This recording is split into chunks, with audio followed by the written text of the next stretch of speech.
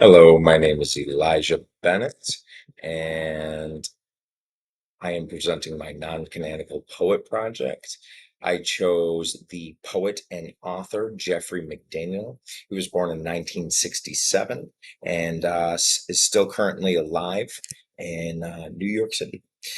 Um, I provided a photo of Jeffrey McDaniel that I accessed through the Poetry Foundation, where I originally found this author.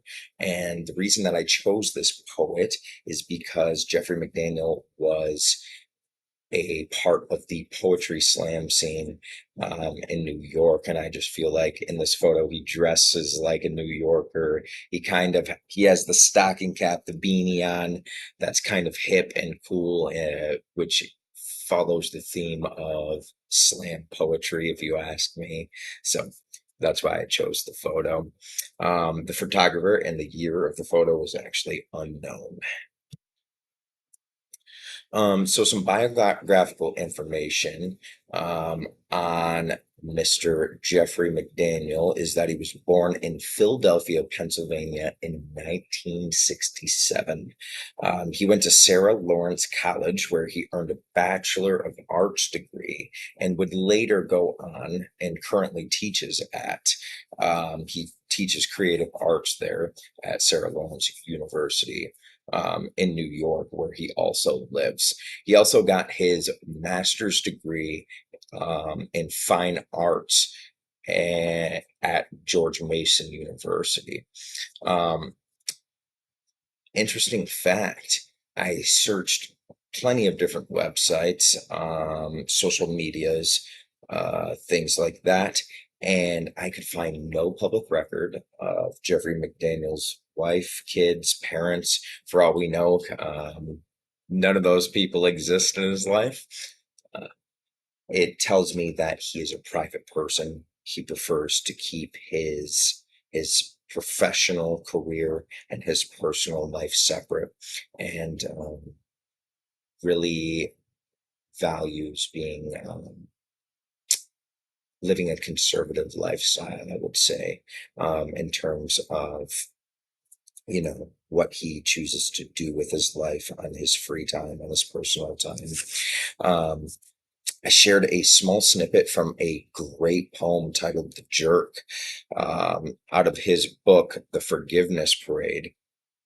And it reads, I want to rip off your logic and make passionate sense to you. I want to ride in the swing of your hips, my fingers dug into you like question marks, blazing your limbs into parts of speech. And I just really enjoyed the passion that he put into that small snippet there. Um, After reading quite a few of Jeffrey McDaniel's poems, I found that he is a romantic. Funny enough, in this song or in this poem, though, he uh, he titles it "The Jerk" because he touches on the romantic passions and desires and lusts that he has, but he also points out that he is not equipped to handle a relationship. So that could also be another reason why we don't have much biographical information on his family. The photo I chose here was one that he uploaded himself on his Twitter handle, on his Twitter page. It is his profile picture there. So I thought it would be nice to share this photo because he obviously finds himself flattering in this photo, and enjoys this photo of himself. Uh, so I figured it would be a good one to choose. Um, Jeffrey McDaniel's participation in the literary scene and his history um, goes as follows. In grad school, McDaniels was the poetry editor of George Mason University's national literary magazine. It was called Phoebe. And he served in that role, that title, from 91 to 92. The following year, in 92, 93, he became the overall editor of that magazine. So he was highly regarded from his peers and his teachers. In grad school, he was also in poetry theater. I thought that was interesting because we see a blend of arts throughout his career, from the slam poetry to uh, the poetry he writes now, to his teaching, and even theater, hosting shows, things like that. McDaniels was first published while still in grad school. And that is also during grad schools when he found the slam poetry scene. McDaniel was on a team that represented Washington, D.C. at the 93, 94, 95, and 98 National Poetry Slams. So he was obviously very highly regarded in that area, the of slam poetry, and asked to return to represent DC 4 times in the National Poetry Slam. So he was obviously good at what he did, highly respected, and made an impact there. McDaniel co-hosted a monthly reading series at the Black Hat Cat Club, which was popular in the poetry scene. Um, he he also is a 7 times published author, which is really cool. He produced a ton of poetry. All of his books are uh, poetry books, and one of them I shared here in Darkenment is his highest rated book on Amazon. Uh, all of his books can be found on Amazon. Um, so he's got plenty of work. All of them are highly rated and highly regarded. This is just one of many pieces of work that he has put into the world. Uh, so he's been dedicated to his work and shared a lot with the world. In 2010, he was asked to be a judge in the National Book Award for Poetry. So I thought it was interesting to share this fact because McDaniel obviously is highly respected, highly regarded, and as he moved into the later years of his career and into his teaching, which he teaches creative art at Sarah Lawrence University now, as he moved into this phase in his life, he was still highly regarded as someone who can recognize and speak on what is good poetry. You know, I thought it was interesting that he was chosen to be a judge for the National Book Award. He's obviously very highly respected. And he also volunteers to work workshops to teach teens at in his local city, and he does that for free. So I thought that was a cool, interesting fact. Um, this is the poem that I chose to annotate. It is called Air Empathy. And truth be told, I chose this poem because it fits the page. I was having a hard time finding one that fit the page without shrinking the text too small. So, uh, the way that this poem is set up, it kind of looks like it would be a couplet, but the first thing I want to point out is that there is no rhyme scheme in this poem. As we look at the stanzas, it's set up to look like a couplet. However, it is actually a free verse due to the lack of rhyme scheme. Um, there is no no measure on metrical feet either. It's kind of just a free verse poem. Um, he wrote it how he saw fit. But the first thing I wanted to point out is the use of alliteration that he uses in the second line when he says, in the seat screeches behind me. On the red eye from Seattle, a 2-year-old in the seat screeches behind me.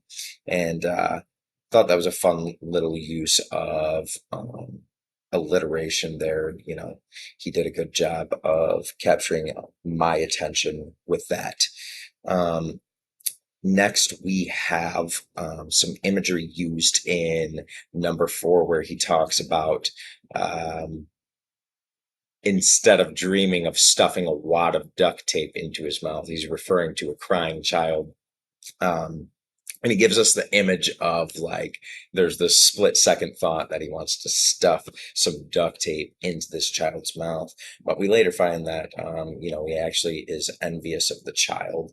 And I think that's where we start to get into some of the illusion or metaphor of this, where he starts to talk about in lines 4 and 5, the the illusion in the poem. It says,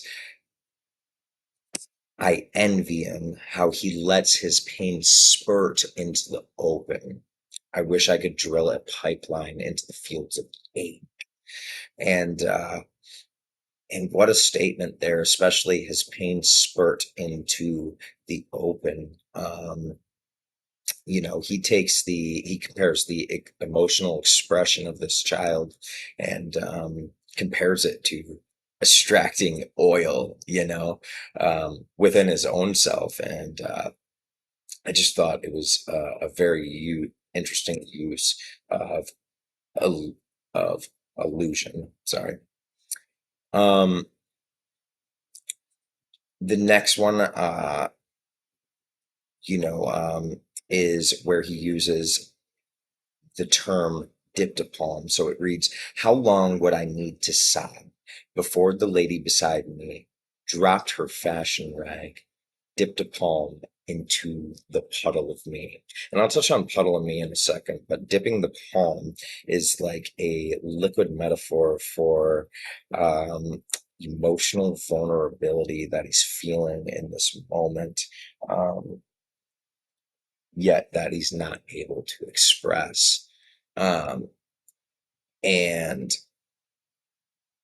you know, moving on to the illusion in the puddle of me, or